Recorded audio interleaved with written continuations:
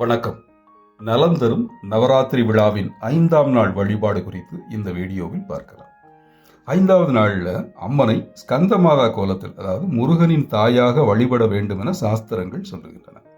பாலமுருகனை, குழந்தை வேலனை கையில் ஏந்திய கோலத்தில் அருள் பாலிப்பதே ஸ்கந்தமாதா திருக்கோலம்.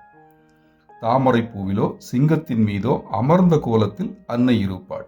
4 கரமும் 3 விழிகளும் கொண்ட திருக்கோலத்தில் அன்னை அருள் வழங்குவாள். அவளது வலது முன்கரத்தில் முருகனை ஏந்தியிருப்பாள். இடது முன்கரம் பக்தர்களுக்கு அருள் வழங்க, இடது மற்றும் வலது பின்கரங்களில் தாமரை மலர்கள் இருக்கும். அம்மனின் தோற்றமே அருள் பொங்க காட்சி தரும். வெண்ணிற உடைகளை உடுத்தி பக்தர்கள் பூஜையில் பங்கேற்க வேண்டும். அம்மனுக்கு பாயாசம், சர்க்கரை பொங்கலை நைவேத்தியமாக படைக்க வேண்டும். வெண்பொங்கல், மொச்சை பயிறு சுண்டல், ஆமை வடை, அதாவது மசால் வடையை படையலிட வேண்டும். அம்மனுக்கு உகந்த வாழைப்பழத்தையும் பூஜையில் வைக்கலாம். பவளமல்லி, முல்லை, மல்லிகை பூக்களால் அம்பிகையை அலங்கரிக்க வேண்டும். அம்மனை வரவேற்கும் முகமாக கடலை மாவில் பறவை வடிவ கோலம் வரைய வேண்டும். பந்துவராளி ராகத்தில் பாடல் பாடி அம்மனை துதிக்கலாம்.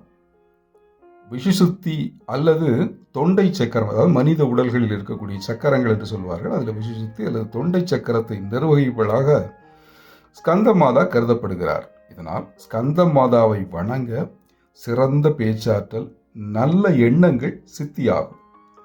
இந்த நாளில் அம்மனை வழிபடுவதற்கு ஒரு காயத்ரி மந்திரமும் இருக்கிறது. அது ஓம் நாக வாஷ்ணினானை வித்மகே சக்கரஹஸ்தாயை தீமகி தன்னோ வைஷ்ணவி பிரச்சோதயாத். இந்த மந்திரம் சொல்லியும் லலிதா சகசரநாமம், கனகதாரா சோஸ்திரம் பாடியும் அம்மனை வழிபடலாம். இந்த நாளில் வீடு சுத்தமாகவும் மனம் நிரம்பியதாகவும், நல்ல மனமாக இருந்தால் அம்மனுக்கு உகந்ததாக இருக்கும் அப்படின்னு நம்ம பெரியவர்கள் சொல்லியிருக்காங்க. இப்படி வழிபட்டால் அன்னையின் பரிபூர்ண அருள் கிடைக்கும். கல்வி, செல்வம், செல்வாக்கு இதெல்லாம் கூடும். பாவ விமோச்சனம் கிடைக்கும். வளம் பெருகும். பாக்கியம் கிடைக்கும். புகழ் கூடும் என சகலமும் அன்னையை வழிபட்டால், இந்த நாளில் வழிபட்டால் கிடைக்கும் என சாஸ்திரங்கள் சொல்லுகின்றன. ஆய கலைகள் 64க்கும் அதிபதியானவள் ஸ்கந்தமாதா.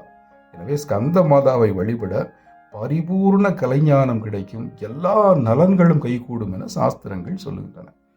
அன்னையை வழிபடும் போதே அவளது மடியில் இருக்கும் கந்தனையும் நம்ம வழிபடுறதுனால வழிபாட்டின் பலன் இரட்டிப்பாக இருக்கும் என்று பெரியோர்கள் சொல்லியிருக்கிறார்கள். எனவே இந்த நன்னாளில் அம்மனை மனதார வழிபட்டு வேண்டுவன யாவும் நீங்கள் பெற்றிட வேண்டுகிறேன். நன்றி, வணக்கம்.